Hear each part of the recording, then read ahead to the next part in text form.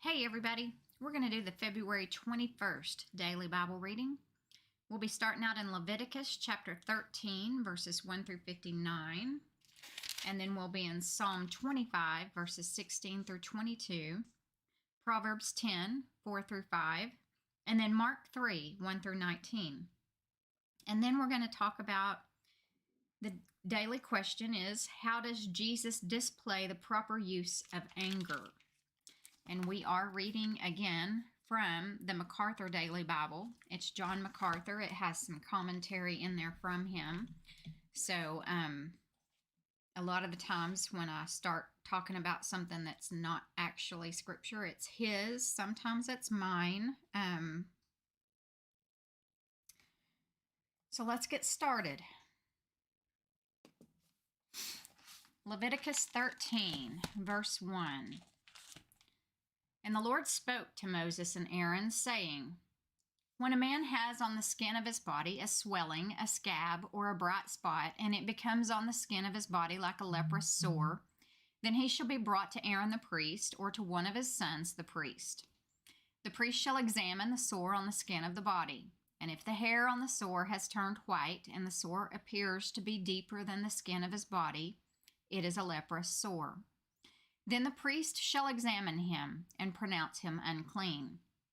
But if the bright spot is white on the skin of his body and does not appear to be deeper than the skin, and its hair has not turned white, then the priest shall isolate the one who has the sore for 7 days. And the priest shall examine him on the 7th day. And indeed, if the sore appears to be as it was, and the sore has not spread on the skin, then the priest shall isolate him another 7 days. Then the priest shall examine him again on the 7th day. And indeed, if the sore has faded, and the sore has not spread on the skin, then the priest shall pronounce him clean. It is only a scab, and he shall wash his clothes and be clean. But if the scab should at all spread over the skin, after he has been seen by the priest for his cleansing, he shall be seen by the priest again. And if the priest sees that the scab has indeed spread on the skin, then the priest shall pronounce him unclean. It is leprosy. When the leprous sore is on a person, then he shall be brought to the priest, and the priest shall examine him. And indeed, if the swelling on the skin is white, and it has turned the hair white, and there is a spot of raw flesh in the swelling, it is an old leprosy on the skin of his body. The priest shall announce him unclean, and shall not isolate him, for he is unclean. A bright spot. This probably refers to inflammation, a leprous sore. This is a term referring to various ancient skin disorders that were sometimes superficial, sometimes serious. It may have included modern leprosy, which is called Hansen's disease. The symptoms described in verses 2, 6, 10, 18, 30, and 39 are not sufficient for a diagnosis of the clinical condition. For the protection of the people, observation and isolation were demanded for all suspected cases of what could be a contagious disease. This biblical leprosy involved some whiteness, which disfigured its victim, but did not disable him. Naaman was able to exercise his functions as general of Syria's army, although a leper. Both Old Testament and New Testament lepers went almost everywhere, indicating that this disease was not the leprosy of today that cripples. A victim of this scaly disease was unclean as long as the infection was partial. Once the body was covered with it, he was clean and could enter the place of worship.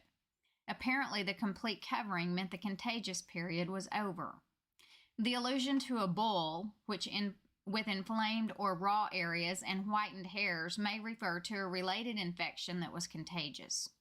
When lepers were cured by Christ, they were neither lame nor deformed. They were never brought on beds. Similar skin conditions are described in verses 29 through 37 and verses 38 through 44. Some inflammation from infection. The aim of these laws was to protect the people from disease, but more importantly, to inculcate into them by vivid object lessons how God desired purity, holiness, and cleanness among his people. So verse 12, and if leprosy breaks out all over the skin, and the leprosy covers all the skin of the one who has the sore from his head to his foot, wherever the priest looks, then the priest shall consider, and indeed, if the leprosy has covered all his body, he shall pronounce him clean who has the sore. It has all turned white. He is clean. But when raw flesh appears on him, he shall be unclean. And the priest shall examine the raw flesh and pronounce him to be unclean, for the raw flesh is unclean. It is leprosy. Or if the raw flesh changes and turns white again, he shall come to the priest, and the priest shall examine him. And indeed, if the sore has turned white, then the priest shall pronounce him clean who has the sore. He is clean. If the body develops a boil in the skin and it is healed, and in the place of the boil there comes a white swelling or a bright spot, reddish white, then it shall be shown to the priest. And if, when the priest sees it, it indeed appears deeper than the skin, and its hair has turned white, the priest shall pronounce him unclean. It is a leprous sore which is broken out of the boil. But if the priest examines it, and indeed there are no white hairs in it, and it is not deeper than the skin but has faded, then the priest shall isolate him 7 days. And if it should at all spread over the skin, then the priest shall pronounce him unclean. It is a leprous sore. But if the bright spot stays in one place and has not spread, it is the scar of the boil, and the priest shall pronounce him clean.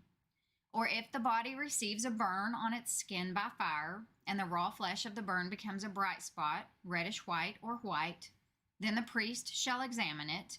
And indeed, if the hair of the bright spot has turned white, and it appears deeper than the skin, it is leprosy broken out in the burn. Therefore the priest shall pronounce him unclean. It is a leprous sore. But if the priest examines it, and indeed there are no white hairs in the bright spot, and it is not deeper than the skin, but has faded, then the priest shall isolate him 7 days. And the priest shall examine him on the 7th day. If it has at all spread over the skin, then the priest shall pronounce him unclean. It is a leprous sore. But if the bright spot stays in one place and has not spread on the skin, but has faded, it is a swelling from the burn.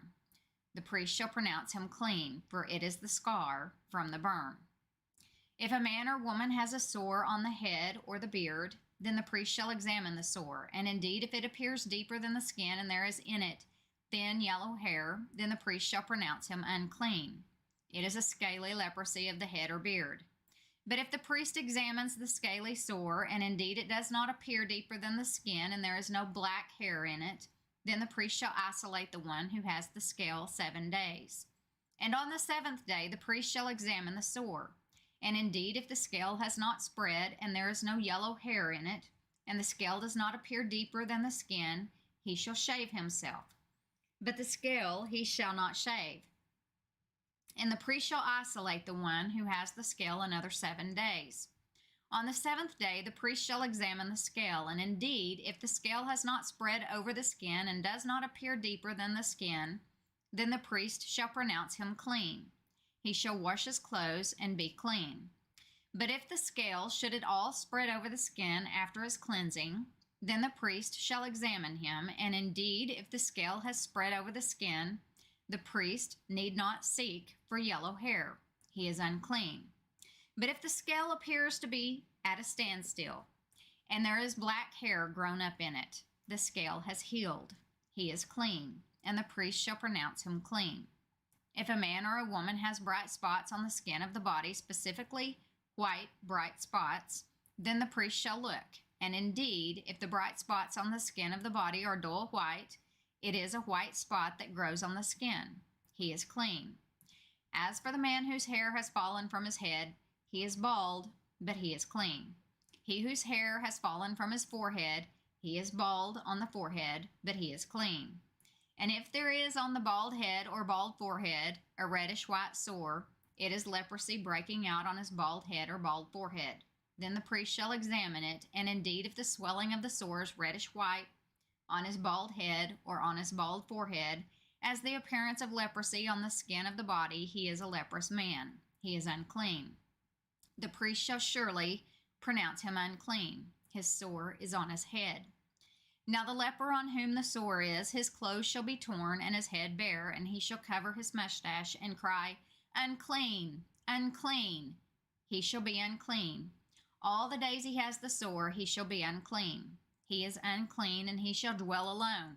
His dwelling shall be outside the camp. Also, if a garment has a leprous plague in it, whether it is a woolen garment or a linen garment, whether it is in the warp or woof of linen or wool, whether in leather or anything made of leather. And if the plague is greenish or reddish in the garment or in the leather, whether in the warp or in the woof or in anything made of leather, it is a leprous plague and shall be shown to the priest. The priest shall examine the plague and isolate that which has the plague 7 days. And he shall examine the plague on the 7th day. If the plague has spread in the garment, either in the warp or in the woof, in the leather or in anything made of leather, the plague is an act of leprosy. It is unclean. He shall therefore burn that garment in which is the plague, whether warp or woof, in wool or in linen or anything of leather, for it is an act of leprosy. The garment shall be burned in the fire. I'm not sure what some of the, I went blank. The other Bibles, written in other language, calls that mold and mildew when they're talking about the fabrics. But if the priest examines it, and indeed the plague has not spread in the garment, either in the warp or in the woof or in anything made of leather, then the priest shall command that they wash the thing in which is the plague, and he shall isolate it another 7 days. Then the priest shall examine the plague after it has been washed. And indeed, if the plague has not changed its color, though the plague has not spread, it is unclean, and you shall burn it in the fire. It continues eating away, whether the damage is outside or inside. If the priest examines it, and indeed the plague has faded after washing it, then he shall tear it out of the garment, whether out of the warp or out of the woof or out of the leather. But if it appears again in the garment, either in the warp or in the woof or in anything made of leather, it is a spreading plague. You shall burn with fire that in which is the plague. And if you wash the garment, either warp or woof, or whatever is made of leather, if the plague has disappeared from it, then it shall be washed a 2nd time and shall be clean. This is the law of the leprous plague in a garment of wool or linen, either in the warp or woof, or anything made of leather, to pronounce it clean or to pronounce it unclean. And I'm glad that section was over. Psalm 25, beginning in verse 16. Turn yourself to me and have mercy on me, for I am desolate and afflicted. The troubles of my heart have enlarged. Bring me out of my distresses. Look on my affliction and my pain, and forgive all my sins. Consider my enemies, for they are many, and they hate me with cruel hatred. Keep my soul and deliver me. Let me not be ashamed, for I put my trust in you. Let integrity and uprightness preserve me, for I wait for you. Redeem Israel, O God, out of all their troubles. Proverbs 10, beginning in verse 4. He who has a slack hand becomes poor, but the hand of the diligent makes rich. He who gathers in summer is a wise son. He who sleeps in harvest is a son who causes shame. Mark chapter 3, beginning in verse 1. And he entered the synagogue again, and a man was there who had a withered hand. So they watched him closely, whether he would heal him on the Sabbath, so that they might accuse him. And he said to the man who had the withered hand, Step forward. Then he said to them, Is it lawful on the Sabbath to do good or to do evil, to save life or to kill? But they kept silent. And when he had looked around at them with anger, being grieved by the hardness of their hearts, he said to the man, Stretch out your hand. And he stretched it out, and his hand was restored as whole as the other. Then the Pharisees went out and immediately plotted with the Herodians against him, how they might destroy him. But Jesus withdrew with his disciples to the sea, and a great multitude from Galilee followed him, and from Judea and Jerusalem and Idumea, and beyond the Jordan, and those from Tyre and Sidon. A great multitude, when they heard how many things he was doing, came to him. So he told his disciples that a small boat should be kept ready for him because of the multitude, lest they should crush him. For he healed many, so that as many as had afflictions pressed about him to touch him. And the unclean spirits, whenever they saw him, fell down before him and cried out, saying, "You are the Son of God." But he sternly warned them that they should not make him known. And he went up on the mountain and called to him those he himself wanted, and they came to him. Then he appointed 12, that they might be with him, and that he might send them out to preach, and to have power to heal sicknesses, and to cast out demons. Simon, to whom he gave the name Peter, James, the son of Zebedee, and John, the brother of James, to whom he gave the name Boanerges, that is, sons of thunder. Andrew, Philip, Bartholomew, Matthew, Thomas, James the son of Alphaeus, Thaddeus, Simon the Canaanite, and Judas Iscariot, who also betrayed him. And they went into a house. Called those he himself wanted. The Greek verb called stresses that Jesus acted in his own sovereign interest when he chose the 12 disciples. And appointed 12. Christ, by an explicit act of his will, formed a distinct group of 12 men who were among his followers. This new group constituted the foundation of his church. Have power. This word is sometimes rendered authority. Along with the main task of preaching, Jesus gave the 12 the right to expel demons. So how does Jesus display the proper use of anger? In Mark 3, 1-6, Jesus was in a synagogue where there was a man with a withered hand. This describes a condition of paralysis or deformity from an accident, a disease, or a congenital defect. It became another situation for the Pharisees to accuse him of a violation of the Sabbath, an accusation they could bring before the Sanhedrin. Jesus countered the Pharisees with a question that elevated the issue at hand from a legal to a moral problem. Is it lawful on the Sabbath to do good or to do evil, to save life or to kill? Jesus asked. He was forcing the Pharisees to examine their tradition regarding the Sabbath to see if it was consistent with God's Old Testament law. Christ used a device common in the Middle East. He framed the issue in terms of clear-cut extremes. The obvious implication is that failure to do good or save a life was wrong and not in keeping with God's original intention for the Sabbath. But the Pharisees kept silent, and by so doing implied that their Sabbath views and practices were false. Jesus' anger with human sin reveals a healthy moral nature. His reaction was consistent with his divine nature and proved that he is the righteous Son of God. This kind of holy indignation with sinful attitudes and practices was to be more fully demonstrated when Jesus cleansed the temple. The hardness of their hearts refers to an inability to understand because of a rebellious attitude. The Pharisees' hearts were becoming more and more obstinate and unresponsive to the truth. So that concludes the February 21st Daily Bible Reading. Thanks so much for joining in.